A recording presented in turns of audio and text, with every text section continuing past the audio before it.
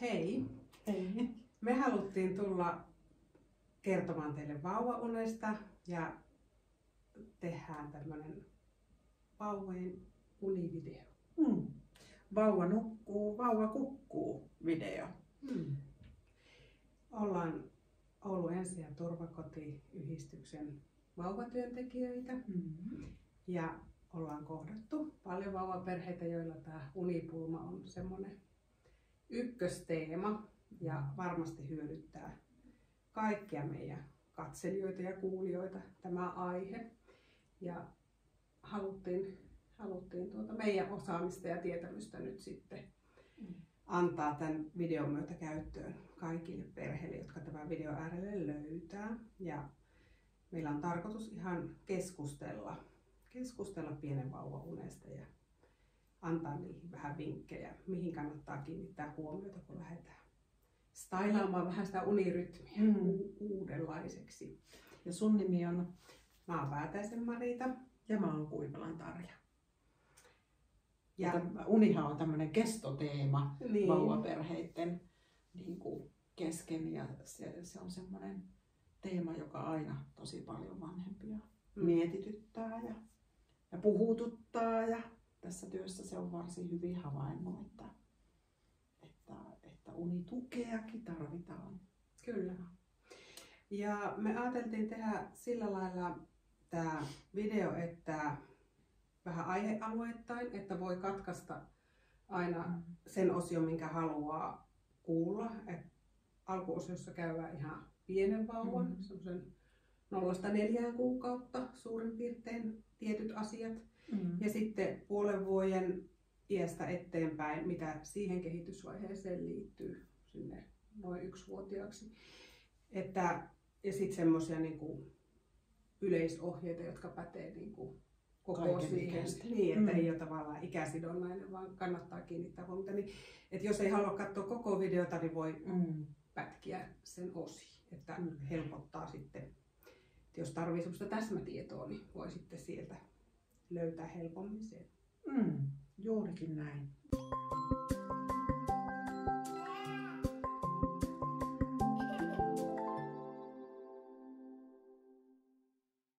Ihan ensimmäisenä me ajateltiin jutella tästä pienen vauvan unesta, eli sieltä 0 sinne 4 kuukauden ikään.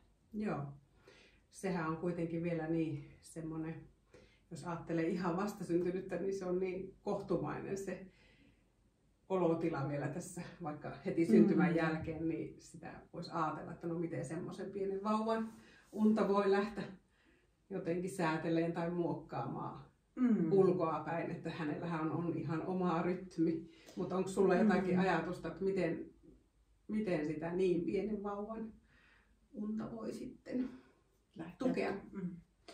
No ainakin se vauvan unen ja unitaitojen kehittyminen vaatii semmoisen aivojenkin kypsymisen, että vauva syntyy ja hänellä on niinku vielä keskushermosto kehittymätön. Ja jotta vauvan unitaidot voi kehittyä, niin tarvitaan myöskin tätä vauvojen aivojen kehittymistä ennen kuin hän voi siirtyä seuraavalle tasolle oppimisessaan, että se on hyvä huomioida ja sen takia vauva on alkuun semmoinen, joka heräilee ja tarvitsee myöskin yöllä ruokaa ja se ruoka on aika paljon semmoinen, mikä rytmittää sitä vauvan unta. Mutta sitten pienen vauvan unessahan on semmoisia tyypillisiä piirteitä, mitkä voi olla vanhempien hyvä tietää, koska se voi olla alkuun vähän hämmentävää se vauvan uni, koska se on hyvin paljon erilaista kuin mitä meillä aikuisilla. Joo. Missä vaiheessa ne aivot sitten lähtee kehittyä, että jos ajattelee, että se alku on hyvin, se keskushermosto ja aivot on vielä hyvin kypsymättömät, niin, ja se uni- ja ruokarytmi vuorottelee aika tiukaankin, että voi jopa tunninkin välein olla sitä syömistä ja heräilyä, niin missä vaiheessa se sitten vauvalla ne aivot alkaa kehittyä? Niin. Onneksi ne kehittyy ihan koko ajan.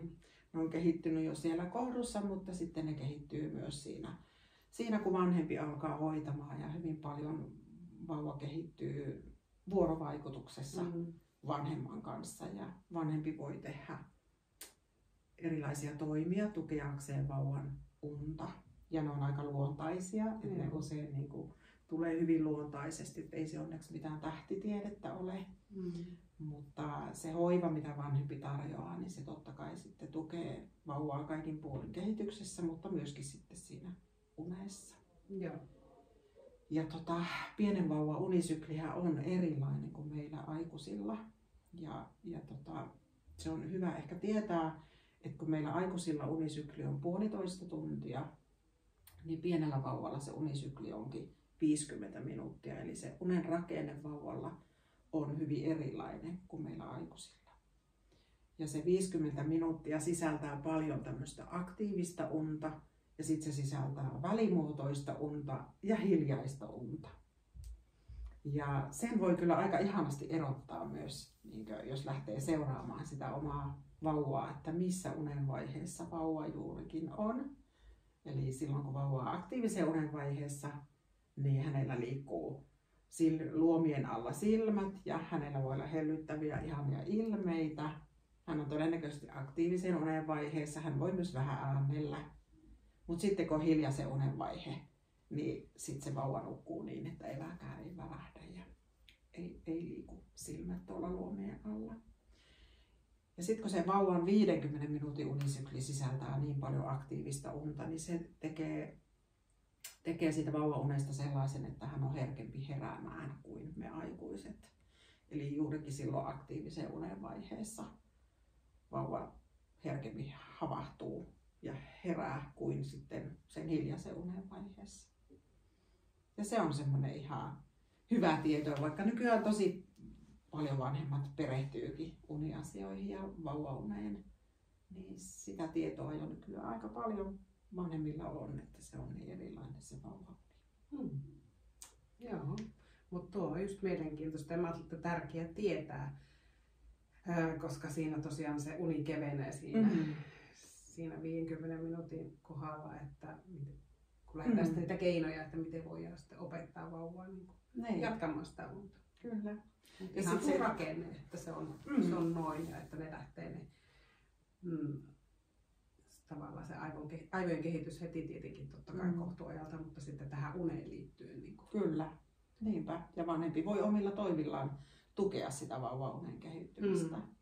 Ja sitten voi olla niin, että vauva ei sen unisyklin päädyssä vielä herääkään. Hän vaan havahtuu, kun se uni kevenee ja sitten voi kokeilla lempeästi, että laitan tassua vauvan päälle ja katsotaan jatkuuko uni. Tai sitten olla tekemättä mitään, mutta tietysti jos vauva itkee, niin silloin aina tarvitaan se. Mutta tulee heti mieleen, että monesti varsinkin kun on ihan ensimmäinen vauva ja siihen tutustuu ne ensimmäiset kuukaudet, ihmetellään ja ihastellaan ja mietitään, että mitä se oikein touhua se vauva, niin sitten siinä kohtaa kun ne ensimmäiset äännähykset sieltä unen seasta alkaa kuulua, niin monesti sännätään jo paikalle, että nyt se heräsi. Kyllä. Ja eihän se välttämättä herääkään. Ei välttämättä herääkään. Ja siihen varmaan liittyy myöskin kyllä ainakin äidillä ne hormonit myöskin, että sitä ollaan aika herkillä siinä alussa varsinkin. Ja sillä on oma niin kuin syynsä, että ollaan vähän herkillä. Että hormonitoimintakin siihen vaikuttaa, että sitä niin kuin on hyvin tarkkana niiden vauva-ääntelyjen vuoksi. Joo, on semmoinen valpas sille vauvalle ja sehän on tärkeää. Niin on, se on itse asiassa luontoäiti on viisas ja näin ajatellut, että tämmöistä tarvitaan, mutta toki voi olla sit niin, että ja kannattaa ehkä, että ei välttämättä ihan heti nostakaan sitä vauvaa sieltä sängystä, vaan voi olla, että hän sitten jatkaakin ja siirtyy seuraavaan unisykliin. Joko itsenäisesti tai sitten vähän autettuna. Joo.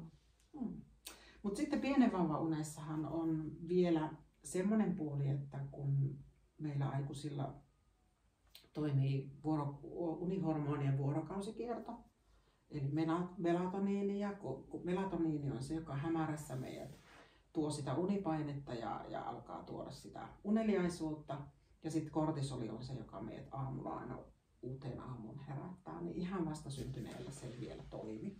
Mutta sitten siinä 2 kuukauden iän jälkeen se alkaa jo toimia tämä pienen vauvan unihormonien vuorokausikierto. Ja se on hieno asia. Ja se on se hämärä, mikä puustaa sitä melatoniinin tuotantoa, että alusta pitää jotenkin olla hyvä vauvaa. Totuttaa siihen, että illalla ollaan hämärässä valossa. Joo. Niin sanotko vielä, että milloin tämä alkaa kehittyä? Se alkaa siinä kahden ikäkuukauden jälkeen. 3 ikäkuukauteen mennessä se on jo Melatoniini. Kyllä, aivoissa alkaa kehittyä. Kyllä se alkaa toimia siihen mennessä. Se näkyy monesti semmoisena rytmikkyytenä enemmän, että alkaa löytyä vähän semmoista rytmiä. Ja varsinkin jos vanhempi on vielä jotenkin tukenut sitä unitaitojen kehittymistä sillä tavalla, että illalla on hämärää ja yöllä ei seurustella ja näin, niin sitten se alkaa pikkuhiljaa näkyä siinä vauvassa. Se on semmoinen hyvä muutos. Joo, eli mä ajattelin, että tärkeä varmaan meidän kuulijoille niin just tuo, että se 50 minuutin unisykli, että se on eri kuin meillä aikuisilla. Ja sitten tuo, että se melatoniini kehittyy siinä 2-3 kuukauden ajassa, että se oikeasti alkaa niin kuin ne aivot tuottaa sitä melatoniinia, että sitä voi niin kuin tukea todella jo siinä kohtaa hyvinkin siihen omaan unirytmiin. Ja sitten 3-kuisella monesti alkaa muutenkin masuvaivathan on sellaiset, jotka saattaa vaikuttaa ja häiritä sitä vauvan unta, mutta sitten 3 kuukauden iässä ne monesti alkaa jäädä nekin jo pois. Sitten voi olla, että näkyy semmoista hyvää rytmikkyyttä siellä arjessa. Kunnes sitten saavutaan 4 kuukauden ikää. Mitä siinä tapahtuu tai saattaa tapahtua? Eihän se ole automaatiota kaikille käy niin, mutta puhutaan niistä hulinoista, eikö vaan? Joo. Puhutaan niistä 4 kuukauden hulinoista, jotka jollakin menee huomaamatta ohi, ettei juuri huomaakaan ja sitten jonkun vauvan kohdalla ne näkyykin hyvin ja pitkään.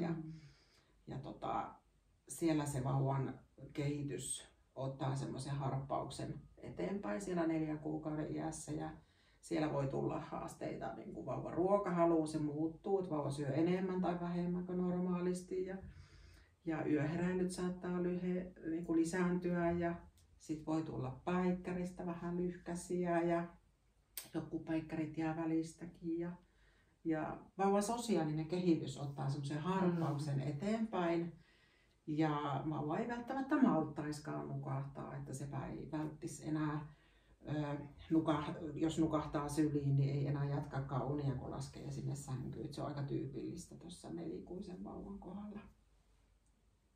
Ja ylipäätään vauvan kehityksessä on asioita, jotka tuo haasteita siihen uneen riippumatta siitä, vaikka vanhemmat tekee asioita ihan oikein, niin sit voi tulla näitä tämmöisiä kehityksellisiä kohtia, missä vauva sitten alkaakin yhtäkkiä heräillä esimerkiksi, tai se uni muuttuu. Ja voi olla, että on ollut vauva, joka on nukkunut ihan syntymästään saakka hyvinkin. Kyllä. Ja sitten yhtäkkiä mietitään, että no mitä tapahtuu, kun ei enää vauva nukukaan. Teinkö mä jotakin väärin? Niinpä. Ja kuitenkaan kysymys ei ole siitä, että olisi tehnyt mitään väärin, vaan vauva on tullut kehityksellisesti semmoiseen ikään, että tulee tämmöisiä unen muutoksia. Ja se kuuluu asiaan, mutta se voi olla vanhemmille hämmentävää välillä.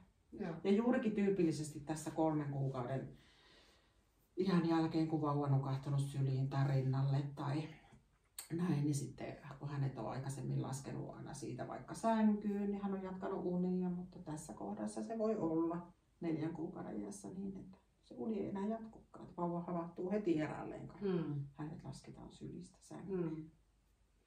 Joo, eli tässä tavallaan on tosi isoista asioista kyse, että se sosiaalisuus lisääntyy. Ja sen huomaakin kyllä 4-kuisista vauvoista, että ne on aivan innoissaan seuraa ympäristöä ja haluaa sitä seurustelua ja kaipaa sitä. Ja sitten monet harjoittelee sitä selältä mahalleen kääntymistä tai on jo oppinut sen, mutta sitä treenataan kauhean paljon ja omat kädet on löytynyt.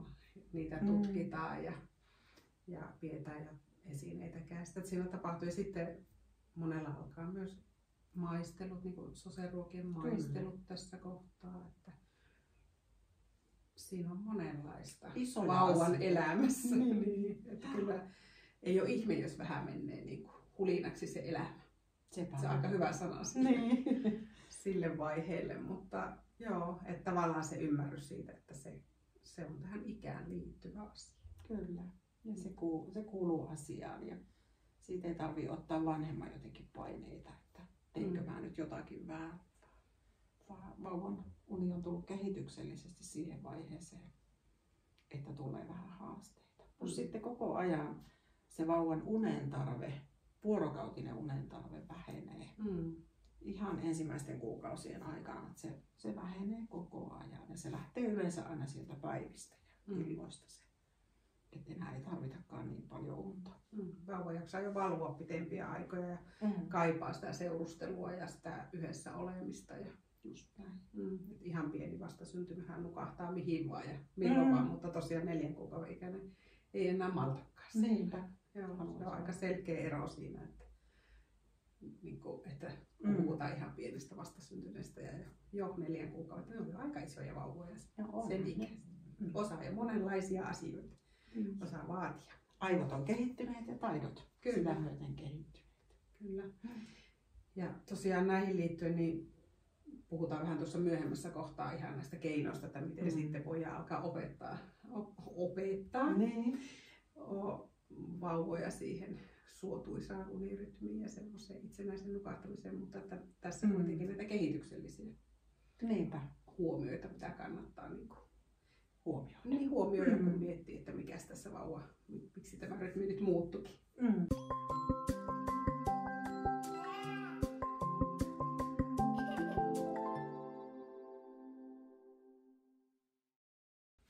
No entäs sitten ne puolivuotiaat, jos lähdetään niistä puhumaan sinne ylöspäin siitä vaiheesta, kun se on myös semmoinen yksi aika merkityksellinen vaihe vauvaelämässä.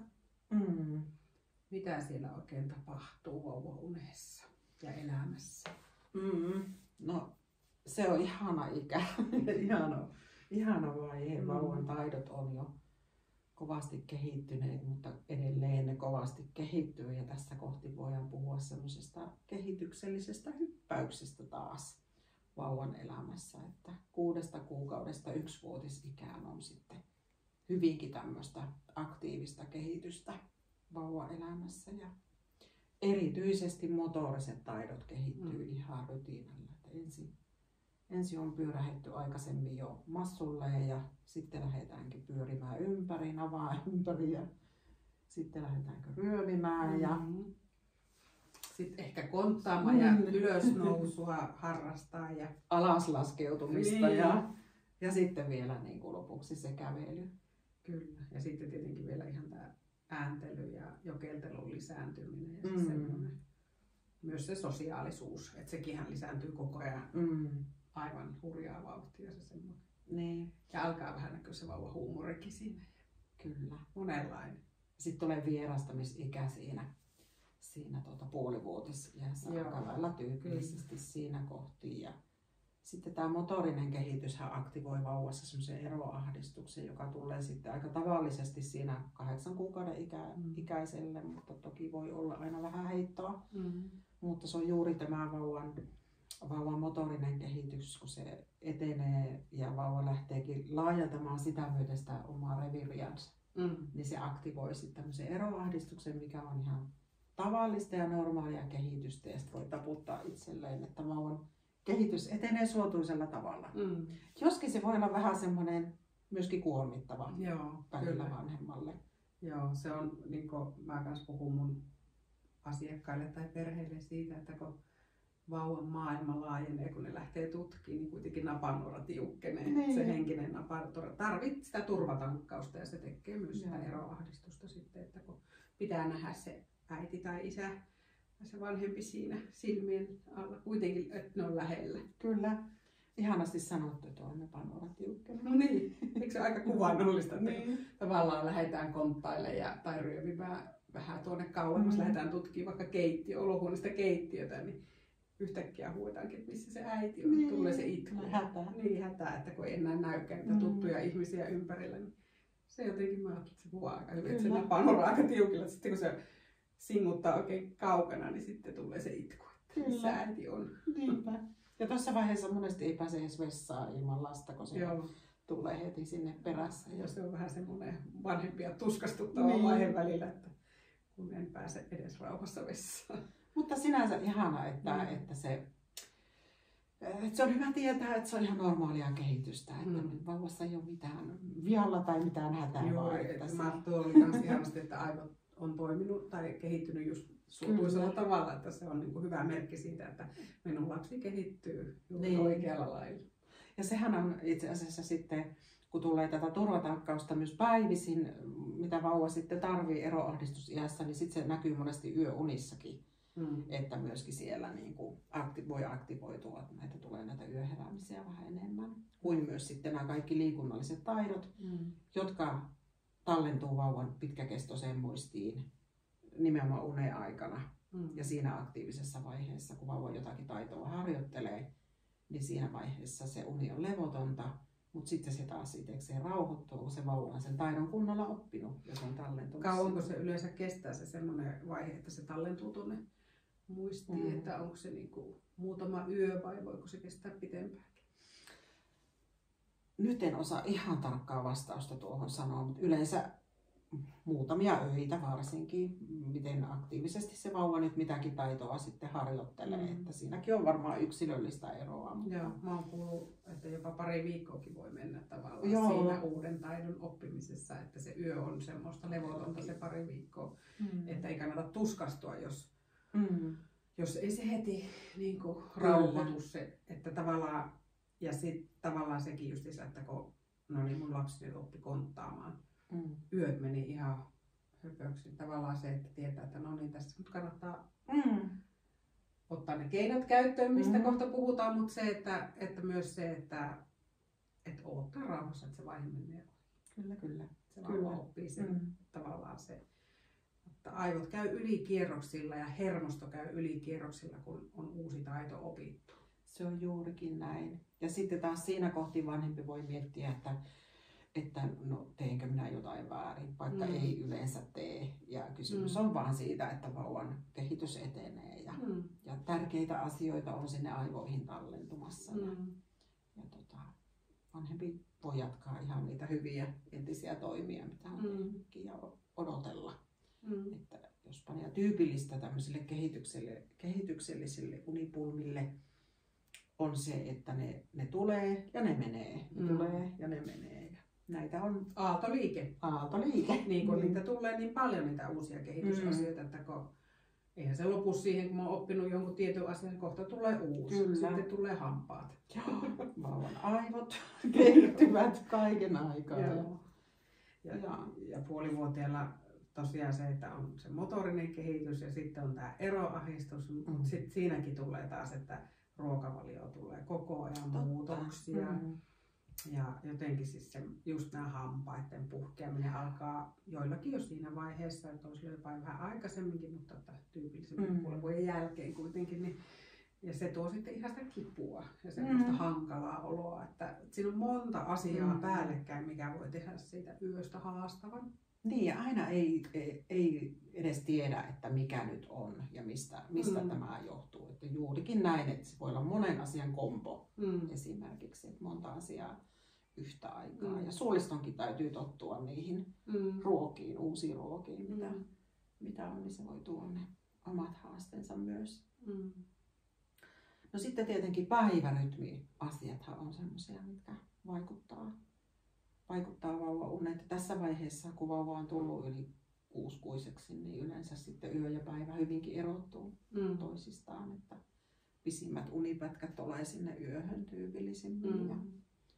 Ja sitten nukutaan päivällä ikätasoisesti niitä päiväunia, joka aika luontaisesti löytyy. No toki jotkut vauvat on tosi rytmikkäitä ja jotkut vauvat ei ole rytmikkäitä ollenkaan.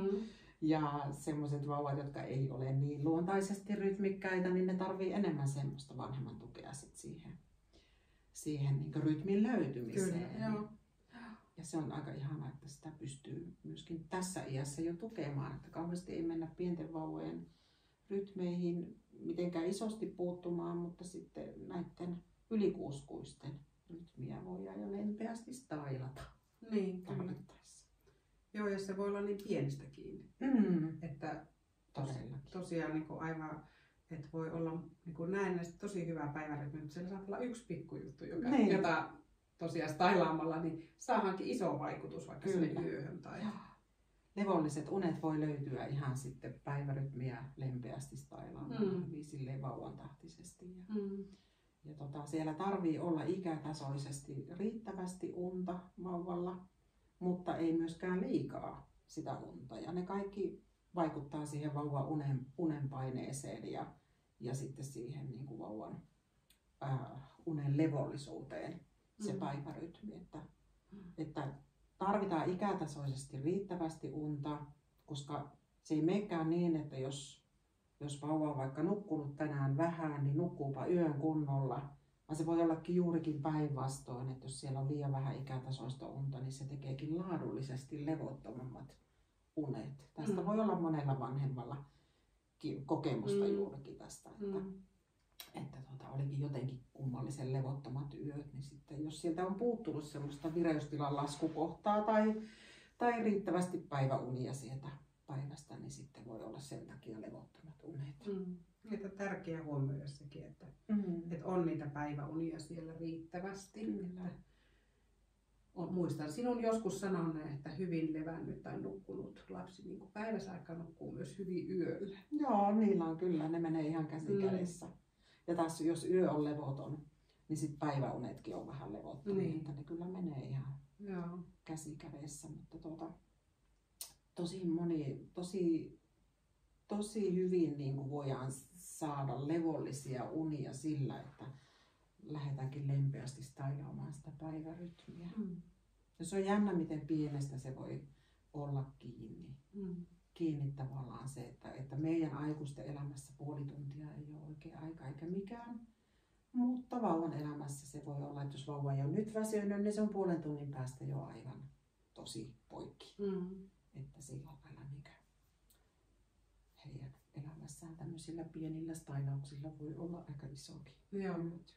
Ja just ajattelin, kun tänne vauvatalolle, missä sä työskentelet, niin on teidän yksi tärkeä työmuoto on just nämä unipuhelut ja unitapaamiset, niin että se tavallaan se haastattelu just siinä onkin kaiken A ja O, että kuullaan se koko vuorokausirytmi, että lähdetään haastattelemaan sitä vanhempaa siitä, että mitä sen vauvaelämässä tapahtuu ihan siitä aamusta sinne seuraavaan aamuun, että minkälaista se on, että kun sen kuulee, niin sieltä löytää herkällä korvalla ne tietyt kohdat, missä voi just lähteä, että tavallaan että ei tuijoteta vaan sitä yötä, mikä on se ongelma monesti, koska yöllä pitää vanhemmankin saa nukkua, niin se, että katsotaankin se ihan koko vuorokausi. Joo, se on tosi tärkeää ja tämä kartoitus niin sanotusti näissä uniohjauskohtaamisissa on ihan oleellisen tärkeää, että hyvä uniohjaus rakentuu riittävän tiedon päälle ja siellä kyllä hyvin tarkoin kysellään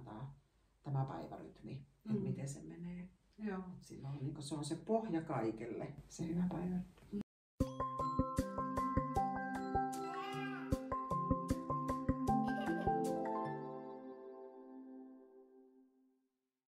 Mitä ajattelet, lähettäisikö me nyt juttelemaan niistä ihan keinoista, että jos ajatellaan sitä, että miten minä tuen vauvan hyvää unta ja unirytmiä, niin mitä on ne sellaiset peruskeinot, mihin kannattaa vanhempien kiinnittää huomiota, kun ne lähtee tarkastelemaan sitä vauvan unta? Ensinnäkin, että mihin kannattaa niin kuin kiinnittää huomiota ja mitä on ne sitten ne keinot? Näin me tehdään. Koska ne on kuitenkin varmaan kaikkein tärkein, että miten minä saan sen vauvan nukkumaan, miten minä voin opettaa vauvan. Kyllä. Lähdetään juttelemaan siitä. Niin, mitä sä ajattelet, että mitkä on semmoisia niin kuin ihan tärkeimpiä asioita, mihin sinä lähdet kiinnittää huomiota, kun sä ohjaat unipuolella, mitä sä lähdet niin kuin ohjaamaan? Mitkä toistuu? No jos ajatellaan ihan pientä vauvaa ensin, kun meillä tarjotaan sitä tukea myös pienten vauvojen unihaasteissa, jos vanhempia siinä joku mietityttää, niin on varmaan se, että vauva oppisi erottamaan yön ja päivän toisistaan. Eli semmoinen valon määrän vaihtelu muun muassa, että se on itse asiassa älyttömän tärkeä vauvan unitaitojen kehittymisessä, että illalla ei oltaisi kirkkaassa valossa juuri ennen yöunia, vaan oltaisiin, niin kuin, annettaisiin vauvan aistien levätä ja hämärrettää valoja, ja sen voi tehdä jo siinä vaiheessa, vaikka ei vielä tämä vauvojen melatoniini, unihormonien vuorokausikierto toimi, mutta kannattaa pienestä pitäen lähteä niin kuin noudattamaan sitä, että päivällä saa olla valoa eikä tarvitse hakea pimeä olosuhteita, mutta illalla sitten haetaan hämärää ja yöllä mielellään pimeää. Niin se on ihan semmoinen luontainen keinokin, mitä vanhemmat yleensä luontaisesti kotona toteuttaa. Se on ainakin yksi. Tähän varmaan liittyy myös tuo äänimaailma, että vastaavasti sitten just illalla tavallaan se niin kuin pienennetään sitä äänimaailmaa, että ei enää ole samanlaista kuin päivällä, että jos päivällä voi touhuta ja radio olla päällä tai televisio päällä, niin sitten iltaa kohti sitten, että ainakin ne pienennetään. Niinpä. Ja sitten vielä se, että ei harjoitella niitä uusia taitoja ihan just ennen nukkumaan menoa. Joo. Ja ylipäätään niin kuin ennen unia niin on hyvä semmoinen rauhoittumishetki, että jotta uni voi tulla, niin tarvitaan semmoinen pieni rauhahetki. Vaikka edes varttitunti siellä päivällä ennen päikkäreitä, niin nostetaankin vauva vaikka syliin ja se rauhoittuminen voi tapahtua sitä kautta. Ja voiko ajatella, että ottaisi siihen semmoiset niin rauhoittelurutiinit, että olisi jotkut tietyt vaikka, jotka toistus, että valmistaa vauvaa unille. Että vauvan aivoille annetaan ja vauvalle sitä viestiä, että kohta on uniaika. Kyllä, ja sen kun tekee säännöllisesti, niin se on tosi hyvä ja tärkeää. Ja iltarutiinit hyvinkin sitten ennen yöunia. Ja ylipäätään se, että vähennetään kaikenlaista vauvan aktivointia juuri ennen unia, niin silloin vauvan vireystila laskee nukkumiselle suotuisaksi. Ja sitten se unen on parempi tulla. Että ei mitään iltavillejä ennen nukkumaan menoa. Helpommin sanottu kuin tehty, koska voi olla myöskin perheitä, missä on isompia sisaruksia ja monestihan ne kierrokset nousee. Että sitä joutuu vähän miettimään vanhemmat, että miten me toteutetaan ja sitten saadaan onnistumaan tämä iltarauha tässä. Joo, että sen yhden vauvan kanssa se voi onnistua, mutta jos siellä tosiaan on niitä taaperoita tai leikki-ikäisiä, jotka laittaakin ranttaliksi just ennen nukkumaan menoa. Niin. Mutta joo, että kuitenkin tärkeää kiinnittää siihen huomiota, että se on yksi keino, että saataisiin ne aistit lepoon. Kyllä, juurikin näin, että vauva tarvii sitä, että aistit on levossa ihan yhtä lailla kuin me aikuisetkin. Niin, kyllä. Että aktiviteettia meidänkin pitää vähentää ennen unia ja muuten se unen tulo viivästyy. Joo, kyllä. No on sitten myöskin muita asioita, mitkä vaikuttaa siihen niin kuin vauvan unitaitojen kehittymiseen, niin onko riittävä ravitsemus kuitenkin yksi niistä? Joo, no ei se varmaan nälkäisenä uni.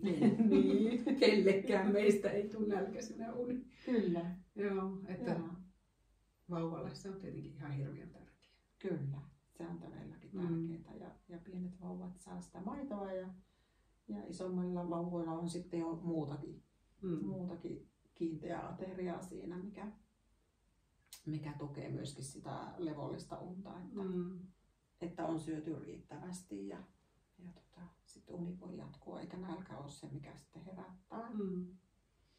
No sitten on vielä muita asioita, esimerkiksi että se nukkumispaikka vaikuttaa myöskin siihen. Toki pieni vauvahan eikä ajatellakin, että saa nukahtaa ihan mihin vaan.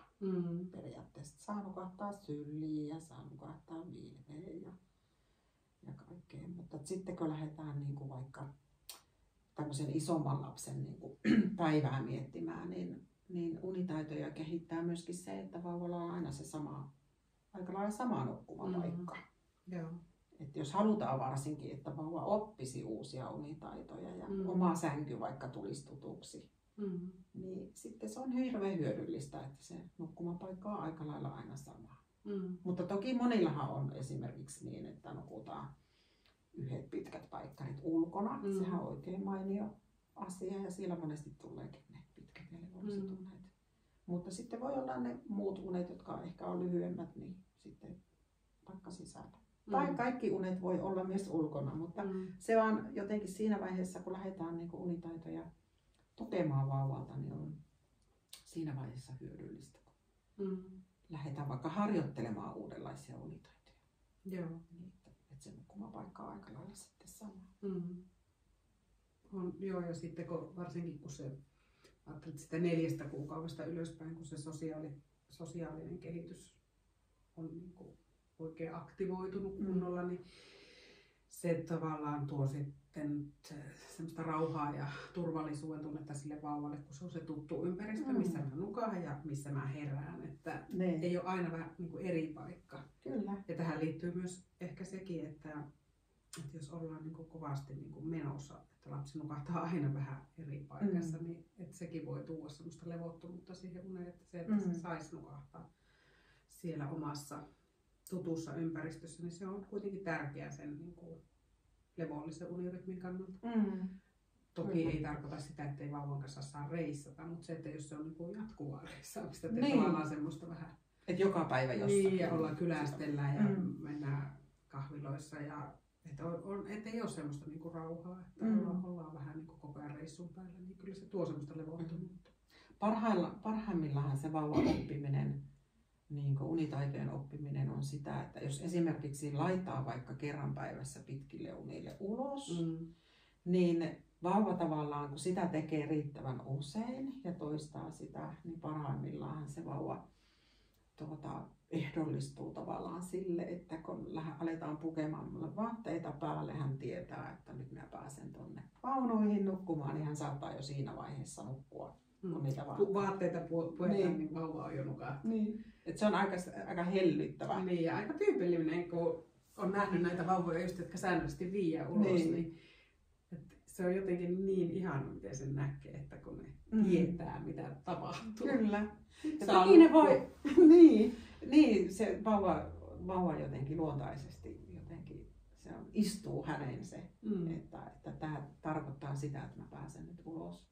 Ja voihan ne olla vaikka kaikki unetkin ulkona, jos päivällä. ei yöunia, mutta päiväunia, jos perhe niin haluaa. Niin, eikä sitä kukaan estä. Niin.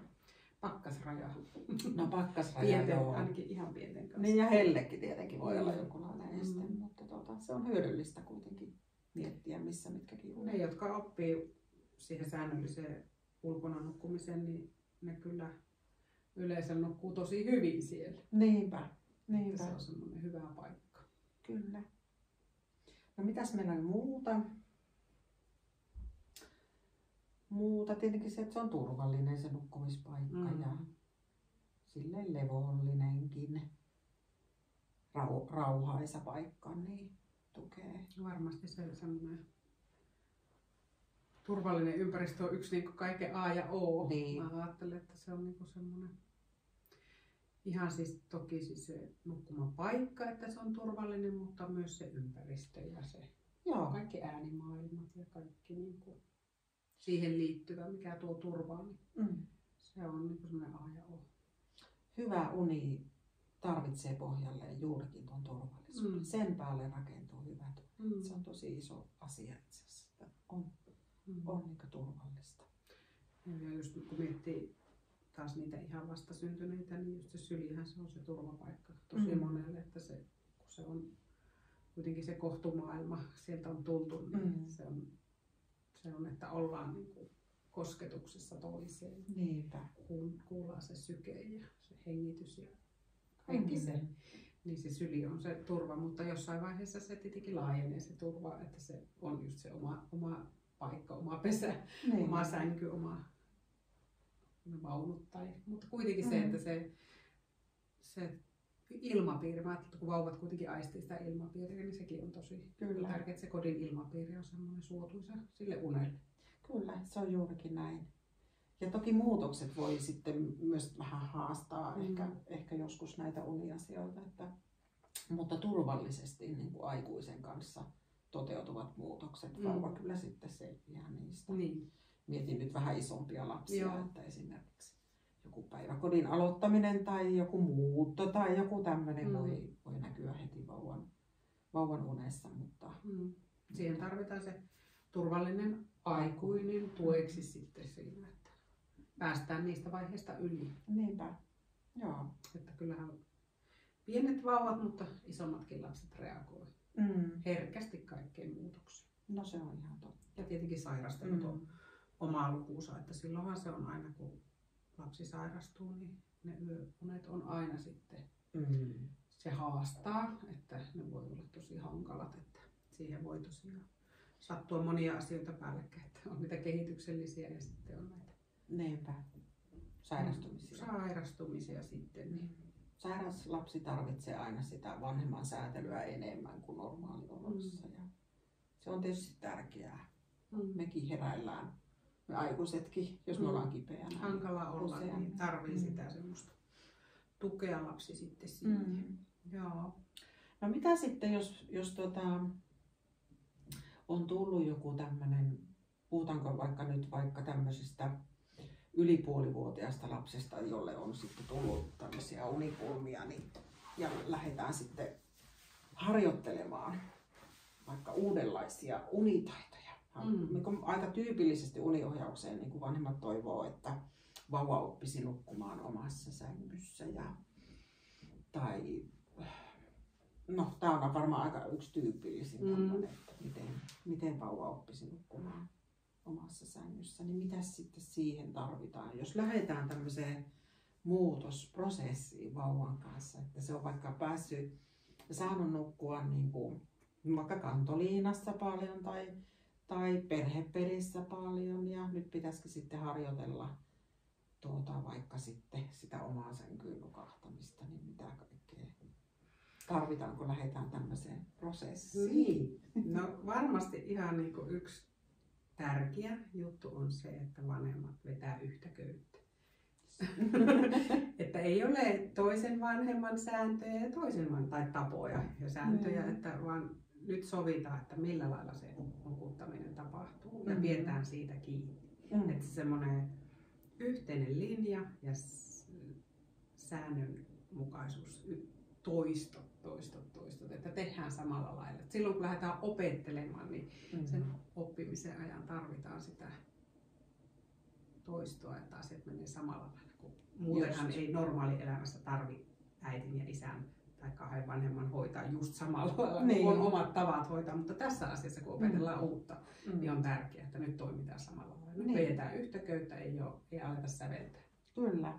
Toinen ei tee toisella lailla ja toinen toisella lailla. Vauva hämmentyy siitä ihan tosi, menee ihan, että mitä tää on. Niin, se vaan hidastaa sitä oppimista, ei se sinänsä niin dramatiikkaa ole, vaikka tehdäänkin eri tavalla, mutta siinä vaiheessa, jos toivotaan, että vauva oppii uusia unitaitoja, niin sitten puhutaan prosessista, eli se ei ole nopea se muutos, vauva ei opi 2 tai 3 päivässä, vaan tarvitaan 1-2 hyvinkin ja joskus vähän enemmänkin niin kuin semmoista toistoa ja tuota yhteistä linjaa juurikin, että vanhemmat tekee asioita samalla lailla. Niin pikkuhiljaa se vauva oppii sitten näiden toistojen ja yhteisen linjan avulla semmoisen, että hei, näinkin on ihan turvallista nukahtaa. Että ei mulla ole mitään hätää, vaikka mä nukunkin. Ja vauvalla niin normaali reaktio on vähän protestoida. Niinpä. Että nytkö ei saakaan enää nukahtaa syliin, johon mä oon saanut nukahtaa 2 viimeistä kuukautta vaikka. Et se on ihan luonnollista, että se protestoi, mutta se, että vauva kestää sen muutoksen, kun vanhempi on siinä tukena, eikä jätä vauvaa yksin. Ja protestihan tulee itkuna suurimmalla osalla. Sanoja ei ole, niin se tulee itkuna. Ja me aikuisetkin, jos meitä joku yrittää saavutettuja etuja pois ottaa, niin mehän protestoidaan sitä myös, mutta vauva protestoi sillä itkulla. Niin. Ja yleensä nämä muutokset harmittaa vauvaa, koska he on tottuneet tiettyihin asioihin, mitkä on toistunut ja sitten jos niitä lähdetään muuttamaan, niin siinä tulee tuo harmitus. Mutta sehän tapahtuu kaikki opettelu vanhemman tuella. Kyllä, joo. Eli jos vauva protestoi, niin häntä säädellään ja sitä pahaa oloa koitetaan saada vähemmäksi sillä vanhemman tuella. Ja tuossa mä kans vanhemmille sanoin, että vauva ei saa mitään traumoja siitä, että häntä opetetaan siihen ja että jos hän joutuu vähän itkemäänkin siinä, kun häntä ei jätetä yksin. Nimenomaan. Että silloin me ei olla niin kuin hylätty vauvaa eikä jotenkin laiminlyöty, vaan kun me ollaan siinä hänen lähellä ja turvana, vaikka se vauva ei olekaan siinä sylissä, mutta me ollaan siinä lähellä sängyn vieressä ja vaikka tassutellaan, niin se tuo kuitenkin sille vauvalle sen tarvitseman turvan, että ei hän ole siinä yksin. Sehän siinä tietenkin se haaste voi olla välillä, että jos vanhempi on kovin väsynyt, vanhempi tai vanhemmat, monesti molemmat vanhemmat voi olla tosi väsyneitä. Sitten kannattaa miettiä, että missä kohti me tämmöinen muutosprosessi aloitetaan. Ja sitten kun se on vielä niin, että jos on oikein luonteikas vauva, niin sen kovemmin se protestoi se vauva. Että joutuu olemaan oikein erityisen niin kuin jämäkkä ja lempeän määrätietoinen niissä toimissaan pitkään. Mutta että vanhemman väsymyksen taso vaikuttaa siihen, mikä on tosi inhimillistä, että ei jaksa olla kauhean niin kuin johdonmukainen ja toistaa asioita. Ja se vauva itkuhan herättää meissä niin kuin tosi paljon tunteita.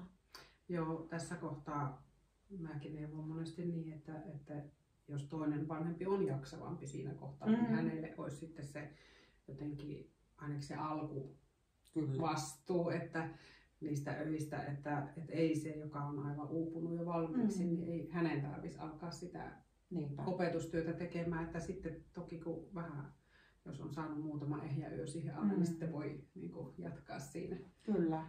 Siinä vuorotellen niin kuin vaikka öissä tai että toinen ottaa alkuyö ja toinen sitten sen aamuyön. Kyllä. Mutta se, että täytyy olla sitä jaksamista, että ei rättiväsyneenä ei kannata alkaa niin tämmöiseen opetusprojektiin niin just sillä hetkellä, että se yleensä vähän haastaa sitten turhan paljon. Niin ja monesti mä uniohjauksessakin sanon, että jos on kaksi väsynyttä vanhempaa, että he ensin käy semmoisen keskustelun, että mitä me toivomme vanhempina, että mikä se nukkumapaikka on tai miten vauva nukahtaisi. Ja sitten mietitään se, että ennen kuin aloitetaan, niin sitten tarviiko se, joka ottaa vastuun, niin vähän unen tankkausta siinä, jotta sitten tulee semmoinen olo, että käärihihat ja nyt aletaan opettelemaan. Että sitä ei aina voi silleen niin sanotusti non-stoppina aloittaa, vaan täytyy odottaa parempi hetki, vaikka joku loma-aika tai viikonloppu. Ja tietenkin jos pystyy jotenkin hyödyntämään myös niin kuin lähipiiriä, että onko siinä sukulaisia tai ystäviä, jotka voi auttaa siinä, niin sekin on siis yksi vaihtoehto, mitä voi miettiä sitten. Niinpä. Ja joo. Sitten mä mietin sitä, että mikä on hyödyllistä, niin se päivärytmipohja olisi hyvä olla, kun lähdetään harjoittelemaan uusia taitoja, vaikka juuri omaan sänkyyn nukahtamista. Että sillä rytmillä tavallaan varmistetaan se, että unipaine siinä kohdassa, kun ollaan harjoittelemassa tuonne sänkyyn nukahtamista, on riittävä. Eli se on sitten apuna ja kaverina siinä se suotuisa päivärytmi siinä uuden opettelussa. Ja sitten myöskin, jos mietitään näitä assosiaatioita, mitä voi olla vauvalla, niin niissäkin asioissa, jos halutaan assosiaatioista niin kuin tavallaan pois ja vahvistaa vauvan itsenäistä nukahtamista, mikä monesti tapahtuu just yhtä aikaa siinä, kun opetellaan sitä omaa sänkyä, niin se päivärytmi toimii ihan mahtavana pohjana sille, että voidaan onnistua. Pitäisikö assosiaatiosta muutama sanaa vielä jutella? Eli uniassosiaatio on tavallista ja pienillä vauvoilla ne saa nukahtaa syliin ja ne saa nukahtaa rinnalle ja kantoliinaan ja vaunuihin ja periaatteessa mihin vaan. Ja vanhempi auttaa siinä ja on hyvin läsnä silloin vauvalle ja tarvitaankin tämmöisiä assosiaatioita ehdottomasti. Jossain vaiheessa yli puolivuotisiästä puhun nyt, voi olla semmoisia aika kinkkisiä assosiaatioita, että tavallaan niin kuin vauva heräilee puolen tunnin välein ja päiväunetkin on tosi levottomat, niin siinä voi taustalla olla tämmöinen assosiaatiohaaste.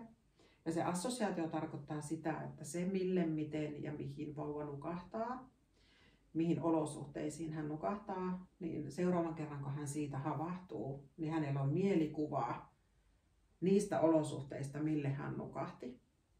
Ja jos ne olosuhteet on muuttuneet, eli jos vauva on vaikka nukahtanut syliin tai rinnalle, ja sitten hän herääkin omasta sängystä, niin sitten se on niin hädissään ja hänen on vaikea osata nukahtaa itsenäisesti uudestaan, koska hän kaipaa niitä samoja olosuhteita, mille hän nukahti. Ja jos hän saa ne samat olosuhteet, mille hän oli nukahtanut, hän nukahtaa ihan tosi nopeasti uudestaan, mutta kinkkisissä tilanteissa vauva sitten herää taas puolen tunnin tai tunnin päästä uudestaan. Ja tämä on se, mikä kyllä kuormittaa ja uuvuttaa vanhemmat. Et siinä ei ole mitään väärää, mitään ei ole tehty väärin, mutta kun se uuvuttaa vanhemmat, niin silloin tulee yleensä se kohta, missä tarvitaan muutos. Ja kun halutaan näistä assosiaatioista eroon ja lähdetään vahvistamaan lapsen itsenäisen nukahtamisen taitoa, niin siinä on ihan älyttömän hyvänä pohjana tämä suotuisa päivärytmi, jota voi lempeästi stailata vielä pohjalle ennen kuin lähdetään tähän muutokseen ja harjoittelemaan uudenlaista tapaa nukahtaa.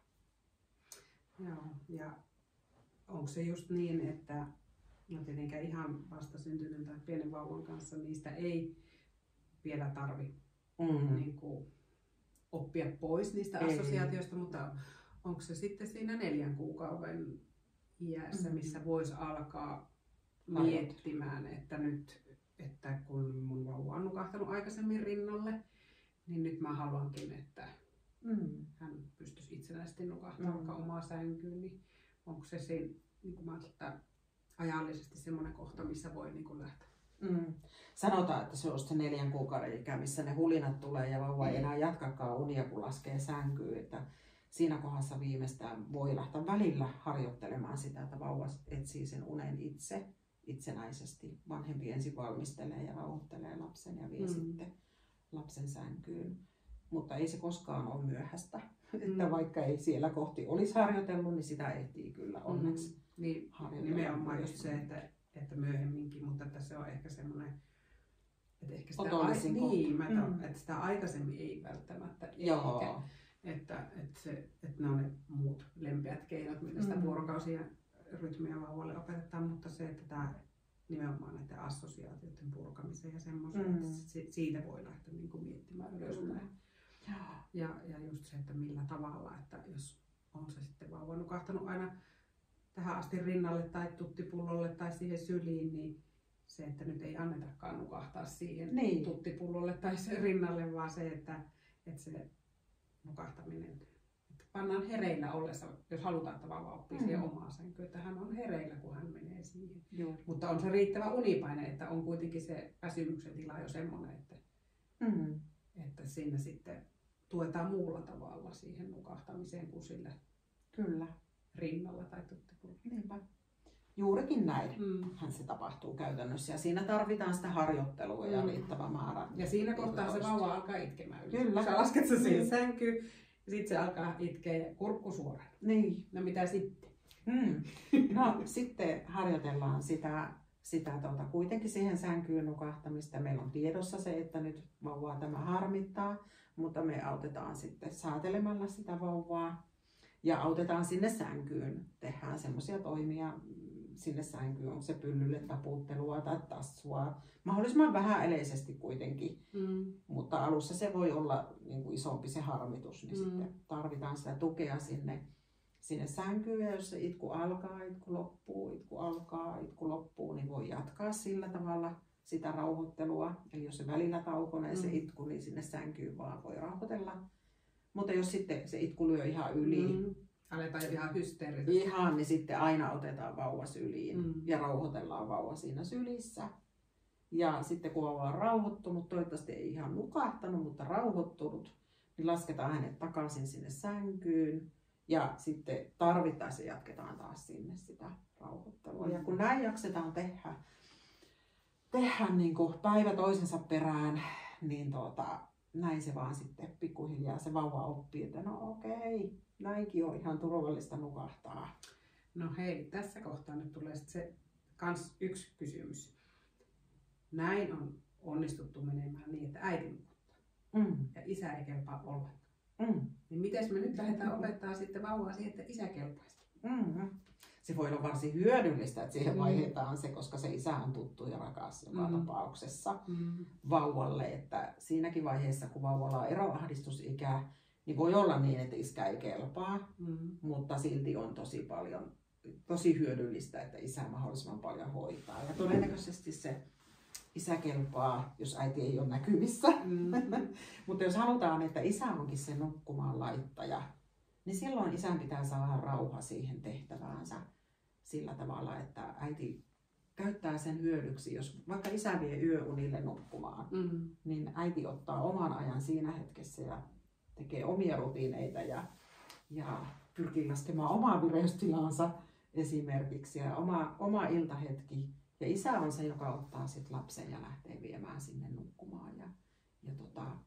Siinä on vähän semmoinen juttu, että jos se isä ei saa rauhaa sille, tai se kumppani, se voi olla muukin kuin isä, niin että jos hän ei saa rauhaa siihen tehtäväänsä, että minä rauhoittelen tätä lasta, ja sinne tuleekin äiti, jos ei se oikein kestänyt kuunnella, että kuuluu protestia, niin ei se isä oikein voi onnistua enää sit siinä, jos siihen tulee sit se äiti paikalle. Vauva hämmentyy. Niin, vauva hämmentyy. Jos isällä on vahvasti semmoinen olo, että tässähän me pärjäillään ja nyt me harjoitellaan, niin sitten on hyvä sallia se tilanne heille ja olla sitten pois sieltä. Että näin se voi olla, että jos sinne sitten menee toinen vanhempi siinä kohdassa, kun vauva protestoi ja tavallaan sillä protestillaan pyytää sitä vanhempaa, joka on enemmän hoitanut, niin tavallaan antaa niinku rauha sille toiselle vanhemmalle opetella, että ei mennä. Kyllä. Hämmentää sinne kesken kaiken. Sepä se onkin, että malttaa. Niin. Mutta joskus just tämmöisetkin täytyy suunnitella, että mitä minä teen sillä aikaa, kun sinä nukutat vauvaa. Että tavallaan ennakoida sekin tilanne, että no niin, tässä voi käydä niin, että vauva alkaa protestoimaan, kun tässä ei olekaan se äiti. Tässä on toinen vanhempi.